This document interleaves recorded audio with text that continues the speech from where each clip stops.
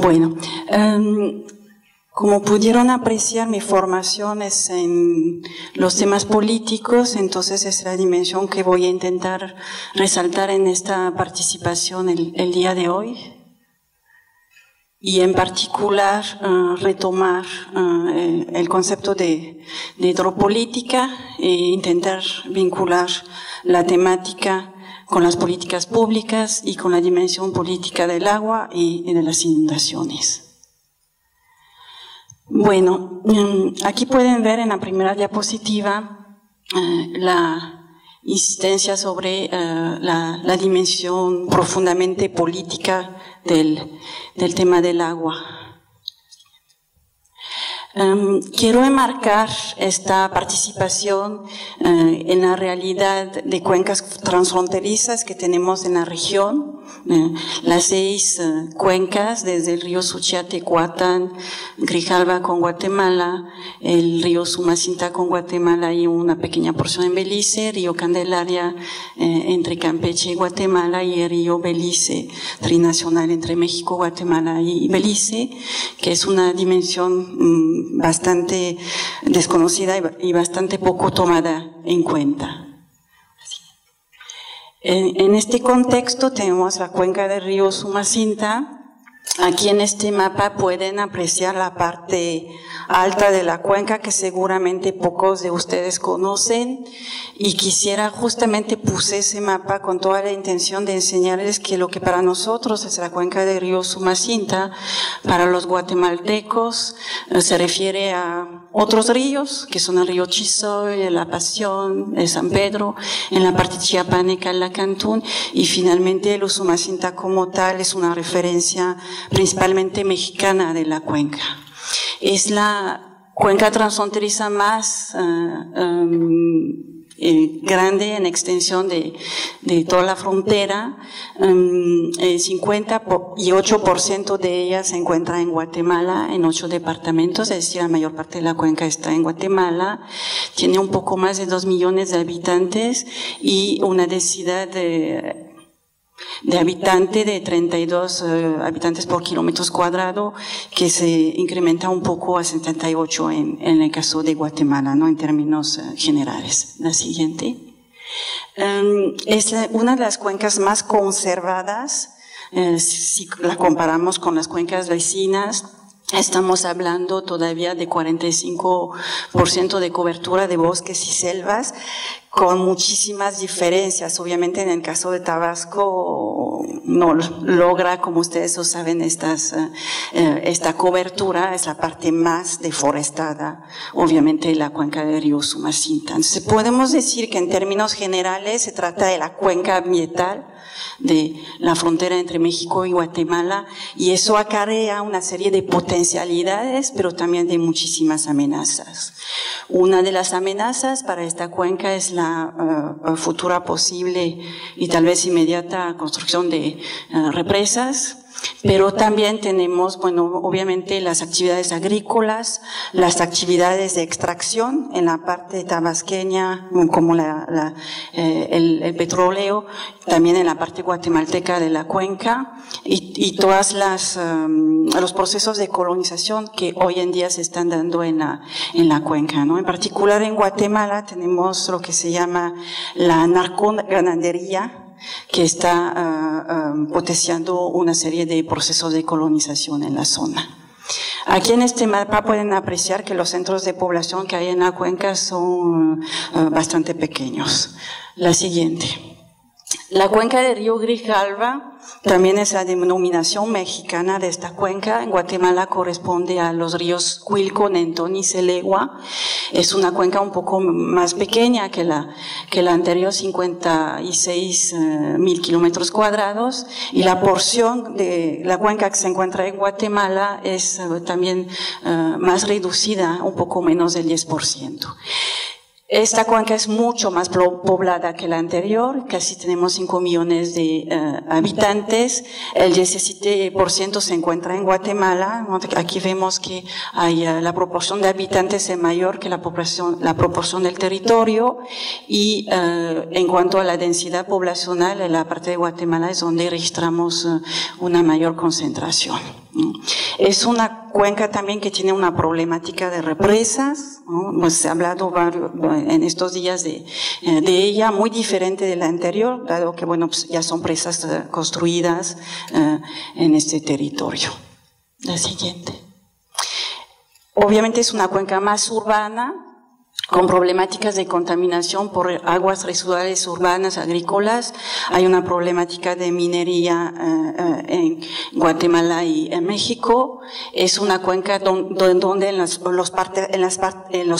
partes altas de la cuenca y mediana encontramos, y principalmente en la cercanía de los parteaguas, presencia de población indígena, sistemas de riego, principalmente riego indígena con predominancia del pequeño riego, y finalmente tendencia al aumento de los conflictos en torno al agua a la escala local, que es un tema importante para la hidropolítica. La siguiente.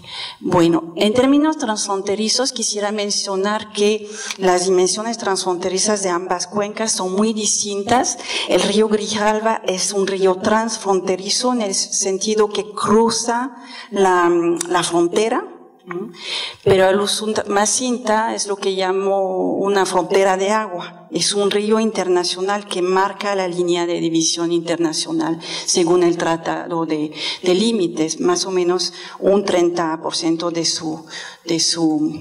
de su longitud forma el río internacional, ¿no?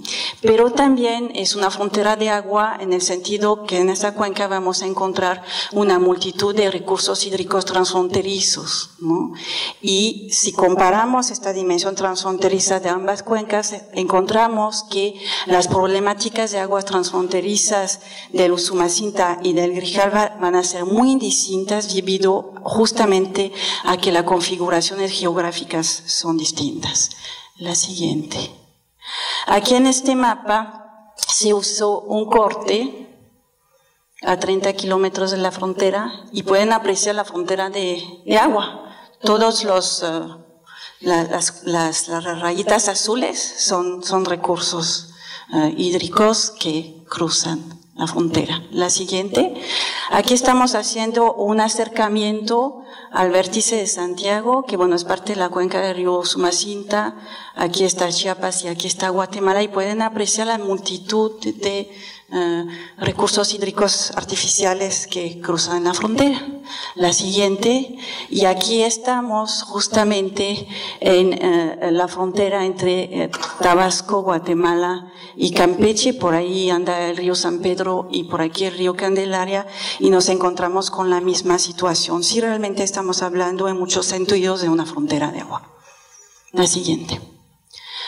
Ahora, ¿qué son las hidropolíticas? Nada más voy ahí muy rápidamente. Es un concepto bastante antiguo en el sentido que surge a finales de los años 70 para la cuenca del río Nilo. Tradicionalmente, cuando hablamos de hidropolítica, nos referimos a la interacción entre la hidráulica y la política pública del agua. También luego hay toda un auge del concepto asociado a una escuela internacional que habla de los conflictos y las acciones de cooperación entre estados.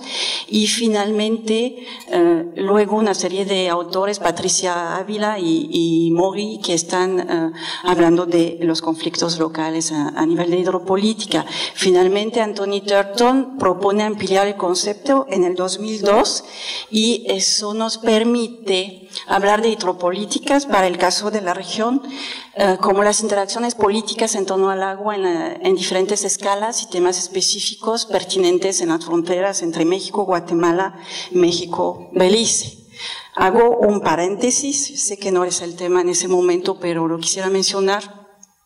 La invitación aquí es ya no hablar de frontera sur, es hablar de frontera México-Guatemala o frontera México-Belice, porque por dos razones básicamente. Son dos fronteras con dinámicas históricas y contemporáneas completamente distintas, y hablar de frontera sur es un poco caer en lo que llamamos coloquialmente nacionalismo metodológico, porque solamente permite ver la frontera desde México y por lo tanto impide pensarla en términos transfronterizos. Entonces la invitación es hablar de estas dos fronteras que México comparte con sus vecinos del sur.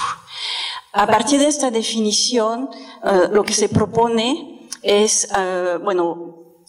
desde diferentes enfoques, analizar los procesos que se entrecruzan, su pluralidad y su heterogeneidad en torno a las interacciones políticas con el agua, y finalmente en diferentes escalas: la escala local, la escala fronteriza y la escala internacional, ¿no? Entonces eso nos lleva a no solamente hablar de hidropolítica y de analizar las relaciones entre estados nacionales, ¿no?, en términos de qué pasa con las aguas transfronterizas y las cuencas transfronterizas, pero también ver cuál es el papel de los actores locales. Y en nuestra región es muy interesante ver que entre los estados no hay nada. Bueno, aparentemente no hay ninguna cooperación, aparentemente no hay ningún conflicto abierto, hay muchas tensiones, pero que hay relaciones transfronterizas en torno al agua entre los actores locales que son muy intensas, ¿no? La gente, el agua es un elemento de intercambios entre muchos otros que hay en muchos puntos, principalmente de la frontera entre México y Guatemala. Nos lleva también a analizar la cuestión del análisis de políticas públicas, ¿no?, en su relación con los procesos de lucha por el poder, que eso es un viejo tema de el análisis de políticas públicas en términos generales, ¿no? Y finalmente, desde un punto de vista más antropológico, estamos hablando de el estudio del agua y la interacción con las relaciones de poder, o cómo las relaciones de poder tienen un papel importante en lo que se sucede muchas veces a nivel local en torno al agua, ¿no? Y todos esos procesos entonces de conflicto y regulaciones. La siguiente. Ahora, ¿qué tiene que ver eso con el tema del evento sobre inundaciones, ¿no? Bueno, pues obviamente, en términos generales, y la doctora Kotler ayer lo señala en un mapa, el tema de inundaciones es omnipresente en las 6 cuencas transfronterizas, y lo es en particular para las cuencas de los ríos Grijalva y Usumacinta, a nivel, a veces con magnitudes diferentes, ¿no? El mapa que enseñaba ayer la doctora Kotler era como muy interesante, pues que hay, bueno, obviamente para la planicie tabasqueña la magnitud es muy importante, pero hay muchísimos puntos de estas cuencas donde registramos fenómenos de inundaciones a escala local, ¿no? Entonces, reflexionar desde las hidropolíticas implica ubicar lo político y la política como centrales en el análisis, ¿no? En el análisis de, obviamente, la problemática hídrica y de la problemática de inundaciones. Eso nos lleva a analizar, a cuestionar y también a poder incidir en las políticas públicas. Eso implica mirar a los actores, mirar a los hechos sociales y políticos, y también mirarnos a nosotros mismos como academia. A partir de eso, estoy nada más tomando dos ejemplos, ¿no?, en esta articulación entre inundaciones y políticas públicas. En primer lugar, desde esta visión, tenemos forzosamente que rebasar los enfoques ingenieriles, ¿no?, en materia de políticas públicas para inundaciones, ¿no?, que eso ha sido para el caso tabasqueño, para el caso de las cuencas que estamos mencionando, pues históricamente desde hace 50, 60 años el enfoque que se ha seguido, contener inundaciones mediante la construcción de obras de ingeniería, única y exclusivamente hasta el día de hoy, ¿no? Entonces, eso implica también articular las políticas públicas.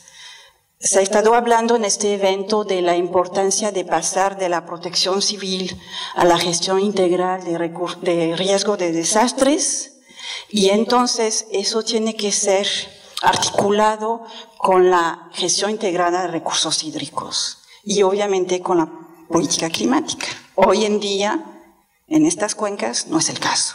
Tenemos por un lado la política del agua con tintes de Hirsch, tenemos por otro lado una política básicamente centrada en la protección civil, y la política climática a veces de adorno que viene a complementar la primera o la segunda.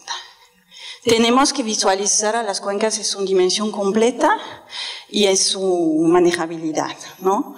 Se estaba hablando también, Ruiz Rey Carrasco hablaba del mega consejo de cuenca que tenemos en la región, que es inoperante, que bueno, nunca ha sido realmente operante para ninguna de las dos cuencas, ¿no? También tenemos que trabajar a nivel de cuencas que sí son cuencas. La Comisión Nacional del Agua tiene cuencas definidas según los límites municipales, ¿no?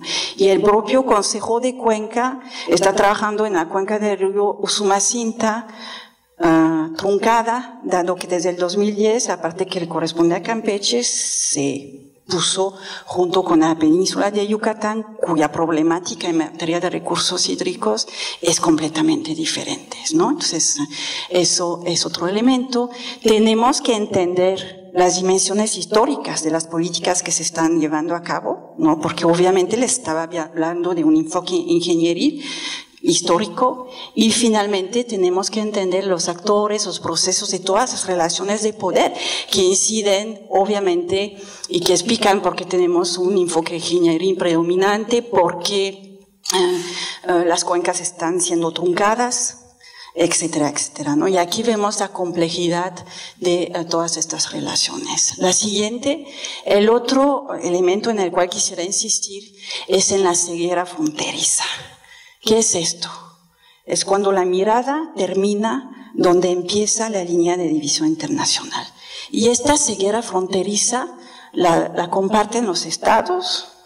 Esta ceguera fronteriza es muy clara en las políticas públicas, política hídrica, política climática, en la propia política de atención a desastres. Y esta ceguera fronteriza la compartimos la mayoría de los académicos, ¿no? Es una ceguera, bueno, internacional, ¿no? Es una ceguera también a nivel estatal. Aquí, alcanzó a leer. Bueno, la ceguera internacional es la ausencia de cooperación y de instrumentos jurídicos entre los estados México y Guatemala. La ceguera internacional también se manifiesta por una ausencia aparente de conflictos entre estos mismos estados, aunque realmente la relación entre México y Guatemala es muy conflictiva, ¿no? La ceguera estatal es una ceguera que la frontera no es solamente de no ver que la cuenca, estas cuencas están compartidas con Guatemala, es que no ver que las cuencas están compartidas con Chiapas desde Tabasco, o no ver desde Chiapas la relación con Guatemala y con Tabasco, ¿no? Y obviamente eso se relaciona con el juego político partidista de que si un gobernador es de un color, que el otro es de otro color, ¿no? Y finalmente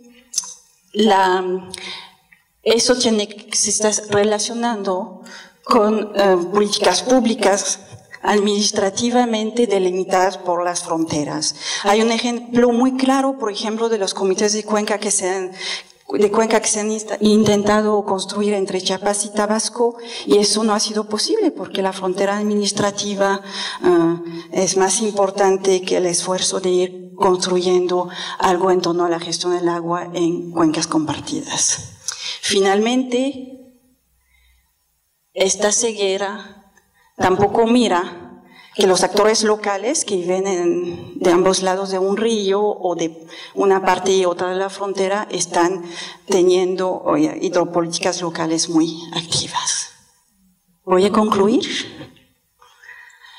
Bueno, si queremos incidir como académicos en las políticas públicas, tenemos que lograr una comprensión holística de los procesos y de las lógicas de los actores sociales y políticos. Tenemos que ubicar en el centro lo que es central, es decir, las hidropolíticas en todas sus dimensiones, sus escalas y sus interacciones. De lo contrario, si seguimos teniendo lo político y la política como algo marginal, vamos a seguir teniendo una incidencia política marginal. Muchas gracias.